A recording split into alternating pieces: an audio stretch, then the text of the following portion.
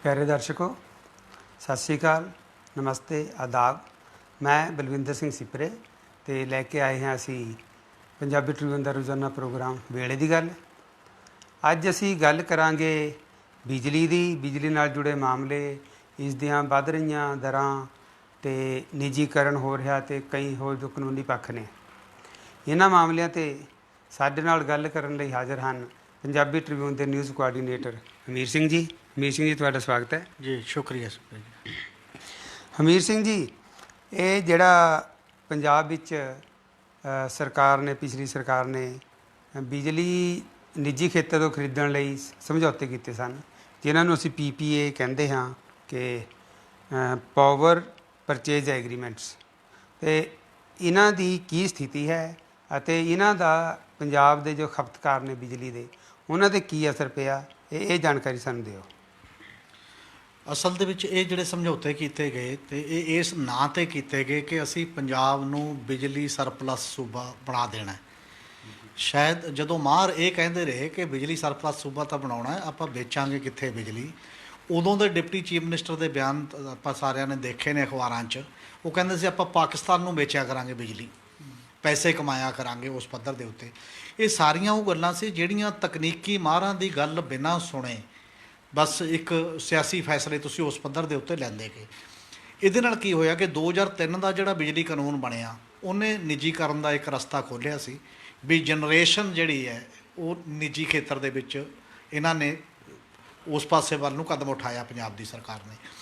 ਔਰ ਹਾਲਾਂਕਿ 2 thermal plant ਲਾਉਣ ਦਾ ਫੈਸਲਾ ਜਿਹੜੀ ਅਮਰਿੰਦਰ ਸਿੰਘ ਦੀ ਪਹਿਲੀ ਸਰਕਾਰ ਸੀ 2006 ਦੀ, ਉਹਦੀ ਕੈਬਨਿਟ ਨੇ ਕਰ ਲਈ ਸੀ, ਪਰ ਉਹਦੇ 'ਚ ਇੱਕੋ ਹੀ ਗੱਲ ਸੀ। ਹਾਲਾਂਕਿ ਜਿਹੜੇ ਇੰਜੀਨੀਅਰ ਨੇ, ਇੰਜੀਨੀਅਰ ਐਸੋਸੀਏਸ਼ਨ ਪੰਜਾਬ ਦੀ, ਉਦੋਂ ਪੰਜਾਬ ਰਾਜ ਬਿਜਲੀ ਬੋਰਡ ਦੀ ਸੀ, ਉਹ ਕਹਿੰਦੇ ਸੀ ਇੱਕ ਜਨਤਕ ਖੇਤਰ 'ਚ ਲਾ ਲਓ, ਇੱਕ ਨਿੱਜੀ ਖੇਤਰ 'ਚ, ਤਾਂ ਫਾਇਦਾ ਹੋਊਗਾ, ਬੈਲੈਂਸ ਬਣਿਆ ਰਹੂਗਾ। ਪਰ ਸਰਕਾਰ ਨੇ ਫੈਸਲਾ ਕਰਤਾ ਕਿ ਨਹੀਂ ਜੀ, ਅਸੀਂ ਦੋਨੇ ਨਿੱਜੀ ਖੇਤਰ 'ਚ ਲਾਵਾਂਗੇ। ਉਹਦੇ 'ਚ ਕੀ ਹੋਇਆ ਸੀ ਫਿਰ ਵੀ ਕਿ 1-1000 ਮੈਗਾਵਾਟ ਦਾ ਲਾ ਲਓ। ਉਹਦਾ ਕਾਰਨ, ਉਹਦੇ ਪਿੱਛੇ ਦਲੀਲ ਇਹ ਸੀ ਕਿ ਇੱਕ ਜਿਹੜੀ ਖਾਣ ਹੈ ਕੋਲੇ ਦੀ, ਝਾਰਖੰਡ ਦੇ ਵਿੱਚ ਪਛਵਾੜਾ ਜਿਹਨੂੰ ਖਾਣ ਕਿਹਾ ਜਾਂਦਾ, ਉਹ ਅਲਾਟ ਹੋ ਗਈ ਸੀ ਲਗਭਗ 3000 ਮੈਗਾਵਾਟ ਦੇ ਬਰਾਬਰ। 30-40 ਸਾਲਾਂ ਲਈ ਕੋਲਾ ਉੱਥੋਂ ਮਿਲ ਰਿਹਾ ਸੀ ਅਤੇ 1000 ਮੈਗਾਵਾਟ ਵਰਗਾ ਕੋਲਾ, ਜਿੰਨਾ ਕੋਲਾ ਤਾਂ ਅਸੀਂ ਲਹਿਰੇ ਮੁਹੱਬਤ 'ਚ ਵਰਤ ਰਹੇ ਸੀ, ਅਤੇ 1000 ਮੈਗਾਵਾਟ ਦਾ ਇਹ ਦੋਨੇ ਥਰਮਲਾਂ ਨੂੰ ਮਿਲ ਜਾਏਗਾ। ਇੰਨੇ ਸਰਕਾਰ ਬਦਲੀ, ਫਿਰ ਹੋਰ ਸਾਰੇ ਮਾਮਲੇ ਚੱਲਦੇ ਰਹੇ ਕਿ ਉਹੀ ਥਰਮਲਾਂ ਦਾ ਜਿਹੜਾ ਸਮਰੱਥਾ ਵਧਾ ਕੇ 1000 ਮੈਗਾਵਾਟ ਤੋਂ 1980 ਮੈਗਾਵਾਟ 'ਤੇ ਲੈ ਗਏ ਅਤੇ ਦੂਜਾ 1320 ਮੈਗਾਵਾਟ 'ਤੇ। ਉਹ ਜਿਹੜਾ ਹੁਣ ਵਧਾਈ ਹੋਈ ਸਮਰੱਥਾ ਹੈ, ਉਹੀ ਪੰਜਾਬ ਨੂੰ ਪਰੇਸ਼ਾਨ ਕਰ ਰਹੀ ਹੈ ਅਤੇ ਉਹੀ ਅਸਲ 'ਚ ਸਭ ਤੋਂ ਬੜਾ ਮਾਮਲਾ ਬਣ ਗਿਆ। ਉਹ ਕਿਉਂ?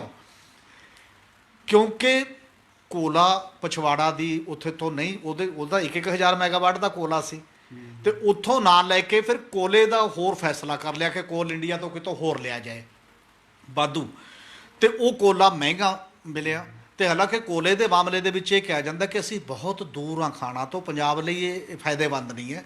ਜੇ ਹੁਣ ਲਗਭਗ 1700 ਰੁਪਏ ਟਨ ਮਤਲਬ ਕੋਲਾ ਮਿਲਦਾ ਵੈਸੇ, ਤਾਂ 2700 ਰੁਪਏ ਟਨ ਕੇਵਲ ਟਰਾਂਸਪੋਰਟੇਸ਼ਨ ਦੀ ਕੋਸਟ ਹੈ, ਮਤਲਬ ਜਿਹੜੀ ਉਹਦੇ 'ਚ ਲਗਾਤਾਰ ਉਹ ਵੱਧਦੀ ਵੀ ਜਾ ਰਹੀ ਹੈ। ਉਸ ਤੋਂ ਬਾਅਦ ਇੱਕ ਤਾਂ ਇਹ ਹੋਇਆ ਕਿ ਜਦੋਂ ਉਹ ਵਧਾਤੀ, ਉਹਦੇ ਨਾਲ ਫਿਰ ਕੀ ਹੋਇਆ ਕਿ ਜਦੋਂ ਕੋਲਾ ਮਹਿੰਗਾ ਮਿਲਿਆ, ਉਹਦੇ 'ਚ PPA 'ਚ ਜਿਹੜਾ ਪਾਵਰ ਪਰਚੇਜ ਐਗਰੀਮੈਂਟ ਹੈ, ਲਕੂਨੇ ਰਹਿ ਗਏ। ਫਿਰ ਉਹ ਜਿਹੜੀਆਂ ਥਰਮਲ ਪਲਾਂਟ ਨੇ ਨਿੱਜੀ, ਉਹ ਅਦਾਲਤ ਚਲੇ ਗਏ। ਉਹਦੇ 'ਚ ਕੋਲੇ ਦੀ ਧੁਲਾਈ ਦਾ ਸਵਾਲ ਹੈ, ਉਹ ਕੋਲੇ ਦੀ ਕੁਆਲਿਟੀ ਵੀ ਚੰਗੀ ਨਹੀਂ ਸੀ ਅਤੇ ਉਸ ਕੋਲੇ ਦੇ ਜਿਹੜੇ ਵਿੱਚ ਮਤਲਬ ਕੁਆਲਿਟੀ ਤੋਂ ਇਲਾਵਾ ਉਹਦਾ ਰੇਟ ਵੀ ਜ਼ਿਆਦਾ ਸੀ, ਅਤੇ ਉਹਦੀ ਧੁਲਾਈ ਦਾ ਮਾਮਲਾ ਵਿੱਚੇ ਪਿਆ ਹੈ ਉਸ ਪਾਵਰ ਪਰਚੇਜ ਐਗਰੀਮੈਂਟ ਦੇ। ਅਤੇ 3680 ਕਰੋੜ ਦੇ ਲਗਭਗ, ਮਤਲਬ ਉਸ ਪਹਿਲੇ 1400 ਕੁਛ ਕਰੋੜ ਦਾ ਤਾਂ ਹੁਣ ਪੈ ਗਿਆ ਪਿੱਛੇ ਜੇ। ਅਤੇ ਇਹਦੇ ਨਾਲ ਦੀ ਨਾਲ ਜਿਹੜੇ ਉਹ ਸਮਝੌਤੇ ਥਰਮਲਾਂ ਨਾਲ ਫਿਰ ਕੀਤੇ, ਉਹਦੇ 'ਚ ਇਹ ਕਰ ਲਿਆ ਕਿ ਜਿਹੇ ਥਰਮਲ ਚੱਲਣ ਨਾ ਚੱਲਣ, ਅਸੀਂ ਸਾਲ ਭਰ ਦੀ ਟੋਟਲ ਬਿਜਲੀ ਤੁਹਾਡੇ ਤੋਂ ਖਰੀਦਾਂਗੇ। ਜੇ ਉਹ ਖੜੇ ਵੀ ਰਹਿੰਦੇ ਨੇ, ਸਾਨੂੰ ਨਹੀਂ ਲੋੜ, ਤਾਂ ਵੀ ਜਿਹੜੇ ਫਿਕਸਡ ਚਾਰਜ ਉਹਨਾਂ ਨੂੰ ਕਹਿੰਦੇ ਨੇ ਉਹ ਦੇਣੇ ਪੈ ਰਹੇ ਨੇ। ਉਹ 3600 ਕਰੋੜ ਤੋਂ ਵੱਧ ਦੇ 1 ਸਾਲ ਦੇ ਬਣਦੇ ਨੇ। ਅਤੇ ਫਿਰ ਉਹ ਜਿਹੜੀ ਵਾਧੂ ਬਿਜਲੀ ਦਾ ਸਵਾਲ, ਇੱਕ ਤਾਂ ਉਹ ਪੈ ਗਿਆ। ਫਿਰ ਇੱਕ ਹੁਣੇ ਅਜੇ 7731 ਕਰੋੜ ਦਾ ਡਿਮਾਂਡ 'ਚ ਪਿਆ। ਉਹ ਡਿਮਾਂਡ 'ਚ ਕੀ ਹੈ, ਉਸੇ ਸਮਝੌਤੇ 'ਚ ਲਿਖਿਆ ਕਿ ਇੱਕ ਇਨਵਾਇਰਨਮੈਂਟ ਦਾ ਇੱਕ ਨੋਟੀਫਿਕੇਸ਼ਨ ਜਾਰੀ ਹੋਇਆ ਸੀ ਗੌਰਮੈਂਟ ਆਫ ਇੰਡੀਆ ਦਾ। ਉਹਦੇ ਨਾਲ ਇਹ ਸੀ ਕਿ ਉਹਦੇ 'ਤੇ ਤੁਸੀਂ ਪ੍ਰਦੂਸ਼ਣ ਰੋਕੂ ਯੰਤਰ ਲਾਉਣੇ ਨੇ। ਪਹਿਲਾਂ ਤਾਂ ਇਹ ਕਿਹਾ ਕਿ ਇਹ ਥਰਮਲ ਤਾਂ ਪ੍ਰਦੂਸ਼ਣ ਫੈਲਾਉਂਦੇ ਨਹੀਂ ਜੀ, ਇਹ ਸੁਪਰ ਟੈਕਨੋਲੋਜੀ ਹੈ, ਇਹ ਪਤਾ ਨਹੀਂ ਕੀ ਕਰਨਗੇ। ਹੁਣ ਉਹ ਸਮਝੌਤੇ ਦੇ ਵਿੱਚ ਹੀ ਦਰਜ ਹੈ ਕਿ ਜੇਕਰ ਕਾਨੂੰਨ ਦੇ ਵਿੱਚ ਤਬਦੀਲੀ ਹੁੰਦੀ ਹੈ ਕੋਈ, ਤਾਂ ਕਾਨੂੰਨ ਦੇ ਵਿੱਚ ਤਬਦੀਲੀ ਦੀ ਜਿਹੜੀ ਜ਼ਿੰਮੇਵਾਰੀ ਹੈ ਉਹ ਪਾਵਰਕਾਮ ਉਠਾਏਗੀ। ਉਹ ਕਹਿੰਦੇ ਵੀ ਇਹ ਜੰਤਰ ਲਾਉਣੇ ਪੈਣਗੇ ਦੋਨਾਂ ਤੇ, ਉਹ ਦੋਨਾਂ ਦਾ 7731 ਕਰੋੜ ਰੁਪਇਆ ਬਣਦਾ। ਇਹ ਸਾਰਾ ਪੈਸਾ 3680 ਕਰੋੜ ਹੋ, 1435 ਕਰੋੜ ਹੋ, 7700 ਕਰੋੜ ਇੱਕ ਕਿਹਦੇ ਤੇ ਜਾਂਦਾ ਹੈ? ਇਹ ਜਾਂਦਾ ਖਪਤਕਾਰ ਤੇ। ਉਹ ਤਾਂ ਬਿਜਲੀ ਦੀਆਂ ਦਰਾਂ ਵਧਾ ਦਿੰਦੇ ਨੇ, ਦਰਾਂ ਵਧਾ ਕੇ ਉਸ ਲੈਵਲ ਦਾ ਸਾਰਾ ਸੈਟਅਪ ਹੋ ਜਾਂਦਾ। ਔਰ ਇਹ ਜਿਹੜਾ ਸਾਰਾ ਪ੍ਰੋਸੈਸ ਚੱਲਿਆ ਉਸੇ ਪੱਧਰ ਦੇ ਉੱਤੇ, ਇਹ ਕਿਉਂ ਹੋਇਆ ਤੇ ਕਿਸ ਪੱਧਰ ਤੇ ਹੋਇਆ, ਇਹ ਸਵਾਲ ਹੈ। ਹੁਣ ਜੇ ਪ੍ਰਾਈਵੇਟ ਤਾਂ ਸਾਨੂੰ ਬਾਹਰੋਂ ਬਿਜਲੀ ਜਿਹੜੀ ਖਰੀਦਦੇ ਸੀ ਉਹ ਤਾਂ ਮਿਲਦੀ ਹੈ ਇੰਨੀ ਸਸਤੀ ਕਿ ਲਗਭਗ 3 ਰੁਪਏ ਯੂਨਿਟ ਨੂੰ ਵੀ ਮਿਲਣ ਲਈ ਤਿਆਰ ਹੈ, ਤੇ ਇੱਥੇ ਦਾ ਜਿਹੜਾ ਇਹ ਯੂਨਿਟ ਪੈਂਦਾ ਹੈ ਦੋਨਾਂ ਤੋਂ, ਇੱਕ 6 ਰੁਪਏ ਤੋਂ ਵੀ ਉੱਪਰ ਚਲਾ ਗਿਆ, ਇੱਕ 5 ਰੁਪਏ ਦੇ ਨੇੜੇ ਤੇੜੇ ਚਲਾ ਗਿਆ। ਜਿਹੜੀ ਕਾਸਟ ਯੂਨਿਟ ਦੀ ਪੈਗੀ, ਹਾਲਾਂਕਿ ਜਿਹੜੀ ਉਹ ਟੈਂਡਰਾਂ ਦੇ ਵਿੱਚ ਕੀਤੀ ਗਈ ਸੀ ਉਹ 2 ਰੁਪਏ 86 ਪੈਸੇ ਤਲਵੰਡੀ ਵਾਲੇ ਦੀ ਹੈ ਤੇ 2 ਰੁਪਏ 99 ਪੈਸੇ ਇਸ ਦੀ ਹੈ। ਇਹਦੇ 'ਚ ਵੀ ਇੱਕ ਖੇਡ ਹੋਇਆ। ਖੇਡ ਇਹ ਹੋਇਆ ਕਿ ਪਹਿਲਾਂ ਜਿਹੜਾ ਰਾਜਪੁਰੇ ਵਾਲਾ ਥਰਮਲ ਹੈ ਇਹਨੇ 3 ਰੁਪਏ 39 ਪੈਸੇ ਆਪਦਾ ਯੂਨਿਟ ਲਾਤਾ। ਇੱਕੋ ਕੰਪਨੀ ਆਈ, ਇੱਕੋ ਨੂੰ ਅਪਰੂਵ ਕਰ ਲਿਆ। ਉਹ ਤਾਂ ਜੇ ਕਿਤੇ ਮਤਲਬ ਰੈਗੂਲੇਟਰੀ ਕਮਿਸ਼ਨ ਜਿਹੜਾ ਪਹਿਲਾਂ ਗਵਰਨਮੈਂਟ ਨੇ ਵੀ ਇੱਕ 3 ਮੈਂਬਰੀ ਕਮੇਟੀ ਬਣਾਈ, ਉਹ ਕਮੇਟੀ ਨੇ ਕੁਝ ਰੇਟ ਘਟਾਤਾ, 3 ਰੁਪਏ 3 ਪੈਸੇ ਦੇ ਨੇੜੇ ਤੇੜੇ ਹੋ ਗਿਆ। ਪਰ ਰੈਗੂਲੇਟਰੀ ਕਮਿਸ਼ਨ ਨੇ ਕਿਹਾ ਕਿ ਕਿਤੇ ਵੀ 3 ਰੁਪਏ ਤੋਂ ਵੱਧ ਨਹੀਂ ਹੈ, ਇਸ ਲਈ ਇਹ ਗਲਤ ਹੈ, ਦੁਬਾਰਾ ਟੈਂਡਰਿੰਗ ਕਰੋ। ਦੁਬਾਰਾ ਟੈਂਡਰਿੰਗ 'ਚ ਉਹੀ ਕੰਪਨੀ ਜਿਹੜੀ ਹੈ ਤੁਹਾਨੂੰ 2 ਰੁਪਏ 99 ਪੈਸੇ 'ਚ ਦੇਣ ਲਈ ਤਿਆਰ ਹੈ। ਇੱਕ ਪੈਸਾ ਪ੍ਰਤੀ ਯੂਨਿਟ ਵਧਣ ਦਾ ਮਤਲਬ ਹੈ 10 ਕਰੋੜ ਰੁਪਈਏ। ਤੁਸੀਂ ਦੇਖੋ ਕਿ ਪੈਸਾ ਲੱਗਦਾ ਹੁੰਦਾ ਆਪਾਂ ਨੂੰ ਕਿ ਇੱਕੋ ਪੈਸਾ ਵਧਿਆ, ਤੇ ਜਿੰਨੇ ਪੈਸੇ ਵੱਧ ਗਏ ਉਹਨਾਂ ਦੇ ਕਹਿਣਾ ਕਿ 25 ਤੋਂ 30 ਪੈਸੇ ਤਾਂ ਘੱਟੋ ਘੱਟ ਕੋਲੇ ਦੇ ਪਰ ਯੂਨਿਟ ਕੋਲੇ ਦਾ ਹੀ ਨੁਕਸਾਨ ਹੋਇਆ, ਜਿਹੜਾ 300 ਕਰੋੜ ਰੁਪਈਆ ਹਰ ਸਾਲ ਪੰਜਾਬੀਆਂ ਨੂੰ ਬੋਝ ਜ਼ਿਆਦਾ ਉਸ ਲੈਵਲ 'ਤੇ ਚੱਲਣਾ ਪੈ ਰਿਹਾ ਹੈ। ਇਸ ਸਾਰਾ ਜਿਹੜਾ ਮਾਮਲਾ ਹੈ, ਇਹ ਮਾਮਲਾ ਇਸ ਕਰਕੇ ਪੰਜਾਬੀਆਂ ਦੇ ਖਿਲਾਫ ਚਲਾ ਗਿਆ ਕਿਉਂਕਿ ਬਾਹਰ ਦੇਸ਼ ਦੇ ਵਿੱਚ ਬਿਜਲੀ ਜਿਹੜੀ ਉਦੋਂ ਸਸਤੀ ਅਵੇਲੇਬਲ ਹੈ, ਮਿਲਦੀ ਹੈ।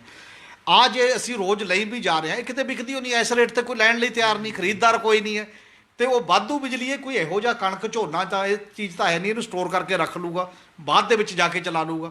ਇਹ ਤੇ ਜਿਹੜੀ ਵਰਤ ਲਈ ਤੇ ਜਿਹੜੀ ਨਹੀਂ ਵਰਤੀ ਉਹ ਬੇਕਾਰ ਗਈ। ਅਸੀਂ ਫਿਕਸਡ ਚਾਰਜ ਉਸ ਲੈਵਲ 'ਤੇ ਦੇ ਰਹੇ ਹਾਂ। ਇਹਦਾ ਬੜਾ ਵੱਡਾ ਮਾਮਲਾ ਹੁਣ ਤੱਕ ਖੜਾ ਹੋਇਆ ਹੈ। ਅਜੇ ਹੋਰ ਮੁਕੱਦਮੇ ਚੱਲ ਰਹੇ ਨੇ, ਪਟਿਆਲੇ ਦੀ ਅਦਾਲਤ ਚੱਲਦਾ ਹੈ, ਐਪੇਲੈਂਟ ਅਥਾਰਟੀ ਚੱਲਦਾ, ਸੁਪਰੀਮ ਕੋਰਟ ਚੱਲਦਾ। ਉਹਨਾਂ ਦੇ ਵੀ ਮੁਕੱਦਮਿਆਂ ਦਾ ਜੇ ਜੱਜਮੈਂਟ ਜਿਹੜੀ ਹੈ ਉਹ ਪਾਵਰਕਾਮ ਜਾਂ ਪੰਜਾਬ ਸਰਕਾਰ ਦੇ ਖਿਲਾਫ ਆ ਜਾਂਦੀ ਹੈ ਤਾਂ ਹੋਰ ਪੈਸਾ ਦੇਣਾ ਪਏਗਾ। ਤੇ ਪਹਿਲਾਂ ਹੀ ਪੰਜਾਬ ਉਹਨਾਂ ਸੂਬਿਆਂ 'ਚ ਆ ਚੁੱਕਿਆ ਹੈ ਜਿੱਥੇ ਸਭ ਤੋਂ ਜ਼ਿਆਦਾ ਮਹਿੰਗੀ ਬਿਜਲੀ ਹੈ, ਤੇ ਹੁਣ ਤਾਂ ਜੇ ਉਹ ਜੱਜਮੈਂਟਾਂ ਆ ਗਈਆਂ ਤਾਂ ਉਦੋਂ ਬਾਅਦ ਹੋਰ ਜ਼ਿਆਦਾ ਮਹਿੰਗੀ ਹੋ ਜਾਣੀ ਹੈ। ਜੀ ਹਮੀਰ ਸਿੰਘ ਜੀ, ਇਹ ਮਤਲਬ ਸਾਰੀ ਗੱਲ ਸਪਸ਼ਟ ਹੈ ਕਿ ਸਰਕਾਰ ਨੇ ਅਸਲ ਵਿੱਚ ਜਿਹੜੇ ਸਿਆਸਤਦਾਨ ਸਾਡੇ ਪੰਜਾਬੀਆਂ ਦੀਆਂ ਟਾਰਾਂ ਮਾਰਦੇ ਹਨ, ਸਿੱਖਾਂ ਦੀਆਂ ਜਾਂ ਕਿਸਾਨਾਂ ਦੀਆਂ, ਵੀ ਉਹ ਸਾਰਾ ਅਸਲ ਵਿੱਚ ਲੁਟਾਈ ਕਰਵਾ ਕੇ ਉਹ ਸਰਮਾਏਦਾਰਾਂ ਦੇ ਜਾਂ ਕਾਰਪੋਰੇਟਾਂ ਦੇ ਘਰ ਭਰ ਰਹੇ ਹਨ। ਪੰਜਾਬੀਆਂ ਦੀ ਇੱਕ ਤਰ੍ਹਾਂ ਲੁੱਟ ਹੋ ਰਹੀ ਹੈ। ਤੇ ਇਹਦੇ 'ਚ ਬਾਅਦ ਵਿੱਚ ਇਹ ਹੋਇਆ ਕਿ ਜਦੋਂ ਪਿਛਲੀਆਂ 2017 ਦੀਆਂ ਚੋਣਾਂ ਸੀ ਵਿਧਾਨ ਸਭਾ ਦੀਆਂ, ਤੇ ਪੰਜਾਬ ਸਰਕਾਰ ਉਦੋਂ ਜਦੋਂ ਪੰਜਾਬ ਕਾਂਗਰਸ ਹੈ ਉਹਨਾਂ ਨੇ ਵਾਅਦੇ ਕਰੇ ਸੀ ਕਿ ਅਸੀਂ ਇਹਨਾਂ ਦੀ ਨਜ਼ਰਸਾਨੀ ਕਰਾਂਗੇ। ਨਜ਼ਰਸਾਨੀ ਦਾ ਸਾਫ਼ ਮਤਲਬ ਹੈ ਕਿ ਜੇ ਨਹੀਂ ਸਾਨੂੰ ਫਿੱਟ ਬਹਿੰਦੇ ਤਾਂ ਅਸੀਂ ਇਹਨਾਂ ਨੂੰ ਤੋੜ ਵੀ ਸਕਦੇ ਹਾਂ। ਤੇ ਚੋਣਾਂ ਤੋਂ ਬਾਅਦ ਪੰਜਾਬ ਦੀ ਜਦੋਂ ਕਾਂਗਰਸ ਦੀ ਸਰਕਾਰ ਆ ਗਈ ਕੈਪਟਨ ਅਮਰਿੰਦਰ ਸਿੰਘ ਦੀ, ਉਹਨਾਂ ਨੇ ਕਿਹਾ ਕਿ ਅਸੀਂ ਵਾਈਟ ਪੇਪਰ ਜਾਰੀ ਕਰਾਂਗੇ, ਪਰ ਮੈਨੂੰ ਲੱਗਦਾ ਕਿ ਹੋਇਆ ਕੁਝ ਵੀ ਨਹੀਂ ਹੈ। ਇਹ ਦੱਸੋ ਜਰਾ। ਬਿਲਕੁਲ, ਕਿਉਂਕਿ ਲੋਕਾਂ 'ਚ ਰੌਲਾ ਪਿਆ ਕਿ ਇੰਨੀ ਮਹਿੰਗੀ ਬਿਜਲੀ ਜਿਹੜੀ ਤੁਸੀਂ ਕਹਿ ਰਹੇ ਸੀ ਸਸਤੀ ਬਿਜਲੀ ਦੇਵਾਂਗੇ, ਆਪਣੇ ਥਰਮਲ ਪਲਾਂਟ ਬੰਦ ਹੋ ਗਏ, ਬਠਿੰਡਾ ਖੜ੍ਹ ਗਿਆ, ਤੇ ਲਹਿਰਾ ਮੁਹੱਬਤ ਤੇ ਰੋਪੜ ਦੇ ਖੜਨ ਦੀ ਤਿਆਰੀ ਹੈ ਕਿਉਂਕਿ ਉਹਦੇ 'ਚੋਂ ਅਸੀਂ ਖਰੀਦ ਹੀ 15-20% ਖਰੀਦਣ ਲੱਗ ਗਿਆ ਤੇ ਉਹ ਖੜਾਉਣੇ ਪੈ ਰਹੇ ਨੇ ਇਸ ਕਰਕੇ, ਕਿਉਂਕਿ ਇੱਧਰਲੀ ਤਾਂ ਖਰੀਦਣੀ ਹੋਏ ਤਾਂ ਡਿਮਾਂਡ 'ਚ ਪੈ ਹੀ ਰਿਹਾ। ਤੇ ਇਹਦੇ ਨਾਲ ਕੀ ਹੋਇਆ ਕਿ ਜਿਹੜਾ ਰਿਵਿਊ ਕਰਨ ਦਾ ਸਵਾਲ ਸੀ ਉਹ ਰਿਵਿਊ ਨਹੀਂ ਹੋਇਆ। ਜਿਹੜੀ ਅਮਰਿੰਦਰ ਸਰਕਾਰ ਦੀ ਪਹਿਲੀ ਕੈਬਨਿਟ ਆਈ, ਉਹਦਾ ਜਿਹੜਾ ਇੱਕ ਫੈਸਲਾ ਹੈ ਉਹ ਆਪਦੇ ਆਪ 'ਚ ਦਿਲਚਸਪ ਹੈ। ਉਹਦੇ ਫੈਸਲੇ 'ਚ ਇਹ ਕਰਤਾ ਕਿ ਅਸੀਂ ਜਿਹੜਾ ਆਡਿਟ ਕਰਾਵਾਂਗੇ ਦੁਬਾਰਾ ਪਾਵਰਕਾਮ ਦਾ ਸਾਰਾ, ਉਹ ਆਡਿਟ ਕਰਾਵਾਂਗੇ 5 ਸਾਲਾਂ ਦਾ। 2007 ਤੋਂ ਲੈ ਕੇ 2012 ਦੇ 5 ਸਾਲਾਂ ਦਾ ਪੀਰੀਅਡ ਹੈ ਜਿਹੜਾ ਅਕਾਲੀ ਬੀਜੇਪੀ ਦੀ ਸਰਕਾਰ ਦਾ। ਹੁਣ 2007 ਤੋਂ ਲੈ ਕੇ 12 'ਚ ਤਾਂ ਇਹ ਸਮਝੌਤੇ ਨਹੀਂ ਹੋਏ, ਇਹ ਹੋਏ ਨੇ 2007 ਤੋਂ ਲੈ ਕੇ 12 ਤੱਕ ਵਾਲੀ ਸਰਕਾਰ ਦਾ। ਉਹ 2012 ਤੋਂ 2017 ਤੱਕ ਦੇ ਸਮਝੌਤੇ ਕਹਿੰਦੇ ਨੇ ਅਸੀਂ ਰਿਵਿਊ ਕਰਾਂਗੇ। ਇਹ ਉਦੋਂ ਪਹਿਲੇ ਟੈਨਿਓਰ ਦੇ ਹੋਏ ਨੇ 2007 ਤੋਂ 12 ਤੱਕ, ਤੇ 12 ਤੋਂ 17 ਤੱਕ ਦਾ ਆਡਿਟ ਹੋ ਰਿਹਾ। ਤਾਂ ਇਹਦਾ ਮਤਲਬ ਜਿਹੜੇ ਪਾਵਰ ਪਰਚੇਜ ਐਗਰੀਮੈਂਟ ਨੇ ਉਹਦੇ ਵਿੱਚ ਆ ਹੀ ਨਹੀਂ ਰਹੇ। ਦੂਜੀ ਗੱਲ, ਜਦੋਂ ਫਿਰ ਤੁਸੀਂ ਕਹਿੰਦਾ ਵਾਈਟ ਪੇਪਰ ਲਿਆਵਾਂਗੇ, ਤਾਂ ਵਾਈਟ ਪੇਪਰ ਦੀ ਤਿਆਰੀ ਹੋਈ, ਕਮੇਟੀ ਬਣੀ, ਤੇ ਉਹ ਸਾਰਾ ਵਾਈਟ ਪੇਪਰ ਜਦੋਂ ਨਜ਼ਰ ਆਉਣ ਲੱਗਿਆ ਤਾਂ ਉਹ ਨਜ਼ਰ ਆਉਣ ਲੱਗਿਆ ਤੇ ਉਹ ਸਾਰੀਆਂ ਚੀਜ਼ਾਂ ਸਾਹਮਣੇ ਆਉਣਗੀਆਂ ਜਿਹੜੇ ਅਧਿਕਾਰੀਆਂ ਉਸ ਸਮੇਂ ਸ਼ਾਮਲ ਸੀ, ਜਿਹੜੇ ਮਤਲਬ ਜੇਕਰ ਤੁਸੀਂ ਪ੍ਰੈਕਟੀਕਲੀ ਦੇਖੋ, ਜਿਹੜੇ ਫਾਈਨਾਂਸ ਮਿਨਿਸਟਰ ਹੁਣ ਨੇ ਪੰਜਾਬ ਦੇ, ਇਹੀ ਫਾਈਨਾਂਸ ਮਿਨਿਸਟਰ ਉਦੋਂ ਸੀਗੇ ਪੰਜਾਬ ਦੇ ਜਦੋਂ ਇਹ ਸਮਝੌਤੇ ਹੋਏ ਨੇ। ਉਦੋਂ ਅਕਾਲੀ ਦਲ ਦੀ ਤਰਫੋਂ ਸੀਗੇ ਤੇ ਫਿਰ ਉਹ ਕਾਂਗਰਸ 'ਚ ਆ ਗਏ, ਕਾਂਗਰਸ ਦੀ ਤਰਫੋਂ ਨੇ। ਤੇ ਇਸੇ ਤਰ੍ਹਾਂ ਜਿਹੜੇ ਪਾਵਰ ਸੈਕਟਰੀ ਹੁਣ ਲਾਏ ਨੇ ਉਹ ਪਾਵਰ ਉਸ ਸਮੇਂ ਦੇ ਮਤਲਬ ਬਿਜਲੀ ਬੋਰਡ ਦੇ ਸੀਗੇ ਇੰਚਾਰਜ ਫਾਈਨਾਂਸ ਦੇ। ਔਰ ਉਹ ਸਾਰੀਆਂ ਗੱਲਾਂ ਵੀ ਜੇਕਰ ਸਾਰਾ ਢਾਂਚਾ ਉਹੀ ਹੈ ਤੇ ਉਸੇ ਤਰੀਕੇ ਦਾ ਤਾਂ ਉਹਨੂੰ ਰਿਵਿਊ ਕਰਨਾ ਜਾਂ ਉਹਦੇ ਤੇ ਵਾਈਟ ਪੇਪਰ ਲਿਆਉਣਾ ਮੇਰਾ ਖਿਆਲ ਹੈ ਉਹ ਬਹੁਤ ਜ਼ਿਆਦਾ ਸੰਭਵ ਜੀ ਗੱਲ ਨਹੀਂ ਲੱਗਦੀ। ਔਰ ਜੇਕਰ ਉਹ ਵਾਈਟ ਪੇਪਰ ਤੁੱਥ ਮੁੱਥ ਆਉਂਦਾ ਵੀ ਤਾਂ ਉਹ ਲੋਕਾਂ ਨੇ ਪ੍ਰਵਾਨ ਨਹੀਂ ਸੀ ਕਰਨਾ। ਵੈਸੇ ਇਹ ਹੈ ਕਿ ਜਿਹੜੀਆਂ ਇਹ PPA ਐਗਰੀਮੈਂਟ ਦੇ ਸਵਾਲ ਨੇ, ਇਹਦੇ ਤੇ ਲੋਕਾਂ ਦੇ ਵਿੱਚ ਵਾਅਦਾ ਵੀ ਗੌਰਮੈਂਟ ਨੇ ਕੀਤਾ ਹੋਇਆ ਤੇ ਜਨਤਕ ਹਿੱਤ ਦੇ ਵਿੱਚ ਕਿਸੇ ਸਰਕਾਰ ਨੂੰ ਵੀ ਕੋਈ ਵੀ ਫੈਸਲਾ ਕਰਨ ਤੋਂ ਕੋਈ ਨਹੀਂ ਰੋਕਦਾ।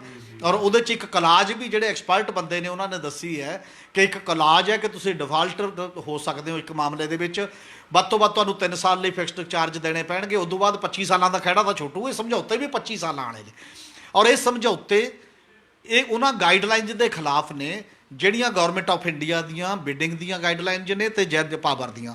ਉਹਦੇ 'ਚ ਕਲੀਅਰ ਕੱਟ ਇਹ ਕਿਹਾ ਗਿਆ, ਜਿਹੜੀ ਮਨਮੋਹਨ ਸਿੰਘ ਦੀ ਸਰਕਾਰ ਵੇਲੇ ਇੱਕ ਪਾਲਿਸੀ ਬਣੀ ਕਿ ਪੰਜਾਬ ਵਰਗਾ ਸੂਬਾ ਜਿਹਨੂੰ ਕੇਵਲ 4 ਮਹੀਨੇ ਵੱਧ ਪੀਕ ਲੋਡ ਸਮੇਂ ਬਿਜਲੀ ਦੀ ਲੋੜ ਪੈਂਦੀ ਹੈ, ਉਹ ਜੂਨ ਤੋਂ ਲੈ ਕੇ ਸਤੰਬਰ ਤੱਕ ਹੈ। ਇਸ ਲਈ ਇੱਥੇ ਐ ਪੱਕੇ ਕੋਈ ਪਾਵਰ ਪ੍ਰੋਜੈਕਟ ਲਾਉਣ ਦੀ ਲੋੜ ਨਹੀਂ ਹੈ। ਉਨੇ ਕੁ ਲਈ ਉਹ ਪਹਿਲਾਂ ਅਸੀਂ ਕਰਦੇ ਰਹੇ ਕਿ ਸਰਦੀ 'ਚ ਸਾਡੀ ਘੱਟ ਲੋੜ ਹੈ ਦੇ ਦਿੰਦੇ ਸੀ ਤੇ ਗਰਮੀ 'ਚ ਵਾਪਸ ਲੈ ਲੈਂਦੇ ਸੀ ਜਾਂ ਬਾਹਰੋਂ ਖਰੀਦ ਲੈਂਦੇ ਹਾਂ।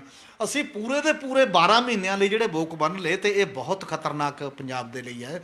ਔਰ ਅਮਰਿੰਦਰ ਸਰਕਾਰ ਨੂੰ ਵਾਈਟ ਪੇਪਰ ਲਿਆਉਣਾ ਚਾਹੀਦਾ ਜੇ ਉਹਦਾ ਵਾਅਦਾ ਤੇ ਉਸੇ ਰੂਪ ਦੇ ਵਿੱਚ, ਤੇ ਲੋਕਾਂ ਦੇ ਸਾਹਮਣੇ ਘੱਟੋ ਘੱਟ ਤੱਥ ਤਾਂ ਰੱਖੋ। ਉਦੋਂ ਬਾਅਦ PPA ਦੇਖੀ ਜੋ ਕੀ ਕਰਨਾ। ਵੈਸੇ ਤਾਂ PPA ਰੱਦ ਕਰੇ ਬਿਨਾਂ ਪੰਜਾਬ 'ਚ ਬਿਜਲੀ ਸਸਤੀ ਹੋਣ ਦਾ ਸੰਭਾਵਨਾ ਕੋਈ ਨਹੀਂ ਹੈ। ਹਾਂਜੀ, ਤੇ ਹਮੀਰ ਸਿੰਘ ਜੀ, ਤੇ ਇੱਕ ਸੰਖੇਪ 'ਚ ਸਾਨੂੰ ਜਾਣਕਾਰੀ ਦਿਓ ਕਿਉਂਕਿ ਜ਼ਿਆਦਾ ਸਮਾਂ ਹੁਣ ਸਾਨੂੰ ਇਜਾਜ਼ਤ ਨਹੀਂ ਦੇ ਰਿਹਾ, ਕਿ ਜਿਹੜਾ ਨਵਾਂ ਬਿਜਲੀ ਸੋਧ ਐਕਟ ਬਿੱਲ ਆਉਣਾ ਹੈ ਕੇਂਦਰ ਸਰਕਾਰ ਵੱਲੋਂ, ਉਹਦਾ ਖਰੜਾ ਆ ਚੁੱਕਿਆ ਹੈ ਤੇ ਸੰਭਾਵਨਾ ਹੈ ਕਿ ਜਿਹੜਾ ਮੌਨਸੂਨ ਸੈਸ਼ਨ ਸੰਸਦ ਦਾ ਸ਼ੁਰੂ ਹੋਣ ਵਾਲਾ ਹੈ ਉਹਦੇ ਵਿੱਚ ਇਹ ਰੱਖਿਆ ਜਾ ਸਕਦਾ ਹੈ। ਇਹਦੇ ਬਾਰੇ ਵੀ ਜਰਾ ਸੰਖੇਪ 'ਚ ਸਾਡੇ ਦਰਸ਼ਕਾਂ ਨੂੰ ਜਾਣਕਾਰੀ ਦਿਓ। ਹਾਲਾਂਕਿ ਉਸੇ ਖਰੜੇ ਨੂੰ 12 ਸਟੇਟਾਂ ਉਹਨੂੰ ਰੱਦ ਕਰ ਚੁੱਕੀਆਂ ਨੇ। ਇੱਕ ਤਾਂ ਉਹ ਫੈਡਰਲਿਜ਼ਮ ਦੇ ਬਹੁਤ ਖਿਲਾਫ ਹੈ, ਸਭ ਕੁਝ ਕੇਂਦਰ ਕਰੂਗਾ ਆ ਕੇ। ਹੁਣ ਤੁਹਾਡਾ ਬਿਜਲੀ ਰੈਗੂਲੇਟਰੀ ਕਮਿਸ਼ਨ ਵੀ ਅਪੁਆਇੰਟ ਉਹ ਕਰਿਆ ਕਰੂਗਾ, ਇਹਦੇ ਅਧਿਕਾਰ ਖੋ ਕੇ ਸੈਂਟਰਲ ਲੈਵਲ ਤੇ ਇੱਕ ਅਥਾਰਟੀ ਬਣ ਜੂਗੀ, ਉਹ ਸਾਰਾ ਕਰੂਗੀ। ਦੂਜੀ ਗੱਲ, ਜਿਹੜਾ ਕਿਸਾਨਾਂ ਨੂੰ ਤੇ ਜਿਹੜਾ ਗਰੀਬ ਬੰਦਿਆਂ ਨੂੰ 1 ਕਿਲੋਵਾਟ ਵਾਲਿਆਂ ਨੂੰ 200 ਯੂਨਿਟ ਫ੍ਰੀ ਮਿਲਦਾ ਤੇ ਉਹ ਸਾਰਾ ਖਤਮ ਹੋ ਜਾਊਗਾ, ਕਿਉਂਕਿ ਉਹਦੇ 'ਚ ਇਹ ਕਿਹਾ ਕਿ ਇੱਕ ਵਾਰ ਸਭ ਨੂੰ ਬਿੱਲ ਭਰਨੇ ਹੀ ਪੈਣਗੇ। ਜੇ ਸੂਬਾ ਸਰਕਾਰ ਕਹਿੰਦੀ ਸੀ ਕਿ ਇੱਕ ਪਾਲਿਸੀ ਬਣਾ ਦਿੰਦੀ ਸੀ ਕਿ ਅਸੀਂ ਦੇ ਦਾਂਗੇ ਇਹਨਾਂ ਤੋਂ ਬਿੱਲ ਨਾ ਲਓ, ਤੇ ਤੁਸੀਂ 5 ਰੁਪਏ ਯੂਨਿਟ ਇੰਡਸਟਰੀ ਨੂੰ ਦੇ ਰਹੇ ਹੋ, 200 ਯੂਨਿਟ ਗਰੀਬਾਂ ਦਾ ਮਾਫ ਕਰ ਰਹੇ ਹੋ, ਟਿਊਬਵੈੱਲ ਦੀ ਸਮੁੱਚੀ ਮਾਫ ਹੈ, ਤਾਂ ਇਹਦਾ ਮਤਲਬ ਉਹਦੇ ਬਿੱਲ ਲਾਉਣੇ ਪੈਣਗੇ ਇੱਕ ਵਾਰ। ਇਹ ਕਾਫੀ ਵੱਡਾ ਇੱਕ ਪਹਿਲੂ ਇਹਦੇ ਵਿੱਚ ਹੈਗਾ। ਤੀਜੀ ਗੱਲ ਇਹਦੇ 'ਚ ਇਹ ਹੈ ਕਿ ਸਭ ਨੂੰ ਬਿੱਲ ਇੱਕੋ ਜਿਹੇ ਆਉਣਗੇ, ਚਾਹੇ ਗਰੀਬ ਹੈ ਚਾਹੇ ਅਮੀਰ ਹੈ। ਇਹ ਤੋਂ ਪਹਿਲਾਂ ਕਮਰਸ਼ੀਅਲ ਰੇਟ ਹੋਰ ਹੈ, ਉਦਯੋਗਿਕ ਹੋਰ ਹੈ, ਗਰੀਬ ਦਾ ਘਰੇਲੂ ਹੋਰ ਹੈ, ਤੇ ਇੱਕੋ ਜਿਹੇ ਆਉਣਗੇ। ਤਾਂ ਲੱਖਾਂ ਲੋਕਾਂ ਦੇ ਬਿੱਲ, ਜੇ ਬਿਜਲੀ ਇਦੋਂ ਹੋਰ ਮਹਿੰਗੀ ਹੋ ਜਾਂਦੀ ਹੈ ਤਾਂ ਗਰੀਬ ਆਦਮੀ ਬਿਜਲੀ ਕਿੱਥੋਂ ਭਰ ਦੂਗਾ ਬਿੱਲ, ਤੇ ਲੱਖਾਂ ਲੋਕਾਂ ਦੇ ਬਿੱਲ ਕੱਟੇ ਜਾਣ ਦੀ ਸੰਭਾਵਨਾ ਹੈ। ਹੋਰ ਵੀ ਕਈ ਇਹੋ ਜਿਹੀਆਂ ਚੀਜ਼ਾਂ ਇਹਦੇ ਵਿੱਚ ਹੈਗੀਆਂ ਨੇ ਜਿਹੜੀਆਂ ਚੀਜ਼ਾਂ ਦੇ ਨਾਲ ਨਾਲੇ ਤਾਂ ਕੇਂਦਰੀਕਰਨ ਹੋ ਗਿਆ, ਤਾਕਤਾਂ ਦਾ ਫੈਡਰਲਿਜ਼ਮ ਜਾ ਰਿਹਾ, ਨਾਲੇ ਲੋਕਾਂ ਤੇ ਕੰਪਨੀਆਂ ਦਾ ਪੂਰਾ ਕੰਟਰੋਲ ਕਰ ਰਹੇ ਨੇ, ਤੇ ਉਹਦੀ ਇੱਕ ਸਬਸਿਡਰੀਆਂ ਅੱਗੇ ਤੋਂ ਅੱਗੇ ਜਾ ਕੇ ਜਿਹੜੇ ਏਰੀਏ ਵਾਈਜ਼ ਜਨਤਕ ਜਿਹੜੇ ਵੰਡ ਪ੍ਰਣਾਲੀ ਦਾ ਵੀ ਨਿੱਜੀਕਰਨ ਹੋ ਜਾਏਗਾ। ਹੁਣ ਜਨਰੇਸ਼ਨ ਦਾ ਨਿੱਜੀਕਰਨ ਹੋਇਆ ਤੇ ਇਹ ਉਹਦਾ ਬਿਜ਼ਨਸ ਨੂੰ ਸੌਖਾ ਕਰਨ ਦਾ ਇੱਕ ਤਰੀਕਾ ਹੈ। ਲੋਕਾਂ ਦੀ ਜਾਨ ਕੁੜਕੀ ਚਾਈ ਪਈ ਹੈ ਔਰ ਇਹਦੇ ਤੇ ਵੀ ਪੰਜਾਬ ਦੀ ਸਰਕਾਰ ਨੂੰ ਵੀ ਸਟੈਂਡ ਲੈਣਾ ਚਾਹੀਦਾ ਜਿਵੇਂ ਹੋਰ ਸਰਕਾਰਾਂ ਨੇ ਲਿਆ, ਤੇ ਲੋਕਾਂ ਨੂੰ ਵੀ ਜਿਵੇਂ ਉਹ 3 ਆਰਡੀਨੈਂਸਾਂ ਤੇ ਕਿਸਾਨ ਮਜ਼ਦੂਰ ਵਿਰੋਧ ਕਰ ਰਹੇ ਨੇ, ਉਵੇਂ ਬਿਜਲੀ ਕਾਨੂੰਨ ਦਾ ਵੀ ਓਡਾ ਵੱਡਾ ਹੀ ਅਸਰ ਉਸ ਸਾਰੇ ਮਾਮਲੇ ਦੇ ਉੱਤੇ ਪੈਣਾ। ਇਹ ਸਮੁੱਚੇ ਤੌਰ ਤੇ ਸਮੁੱਚਤਾ ਦੇ ਵਿੱਚ ਹੀ ਇੱਕ ਇਸ਼ੂ ਬਣਦੇ ਨੇ ਜਿਹੜੇ ਜੋੜ ਕੇ ਤਾਕਤਾਂ ਦੇ ਕੇਂਦਰੀਕਰਨ ਤੇ ਲੋਕਾਂ ਦੇ ਖਿਲਾਫ ਤੇ ਕਾਰਪੋਰੇਟ ਦੇ ਪੱਖੀ ਨੇ ਜਿਹੜੇ ਇਹਦੇ ਤੇ ਇੱਕ ਜਦੋਜਹਿਦ ਦੀ ਲੋੜ ਹੈ। ਹਾਂਜੀ, ਧੰਨਵਾਦ ਜੀ। ਇਹ ਬੜਾ ਅਹਿਮ, ਜਿਵੇਂ ਕੇਂਦਰ ਸਰਕਾਰ ਇੱਕ ਪਾਸੇ ਫੈਡਰਲਿਜ਼ਮ ਕੇਂਦਰੀਕਰਨ ਚੱਲ ਰਿਹਾ ਤੇ ਨਾਲ ਹੀ ਸਾਰਾ ਕੁਝ ਜੋ ਕਾਰਪੋਰੇਟ ਪੱਖੀ ਕੀਤਾ ਜਾ ਰਿਹਾ ਹੈ, ਇਹ ਆਮ ਜਿਹੜਾ ਦੇਸ਼ ਦਾ ਆਮ ਨਾਗਰਿਕ ਹੈ ਉਹਦੇ ਲਈ ਬਹੁਤ ਹੀ ਖਤਰੇ ਦੀ ਘੰਟੀ ਲਗਾਤਾਰ ਸਰਕਾਰਾਂ ਵਜਾਈ ਜਾ ਰਹੀਆਂ ਹਨ ਤੇ ਸਭ ਨੂੰ ਇਸ ਬਾਰੇ ਚੌਕਸ ਹੋਣ ਦੀ ਲੋੜ ਹੈ। ਤੇ ਇਹ ਸੀ ਅੱਜ ਦੀ ਵੇਲੇ ਦੀ ਗੱਲ। ਭਲਕੇ ਇੱਕ ਨਵੇਂ ਵਿਸ਼ੇ ਨਾਲ ਫਿਰ ਤੁਹਾਡੇ ਅੱਗੇ ਹਾਜ਼ਰ ਹੋਵਾਂਗੇ। ਉਦੋਂ ਤੱਕ ਦਿਓ ਇਜਾਜ਼ਤ। ਧੰਨਵਾਦ, ਸ਼ੁਕਰੀਆ।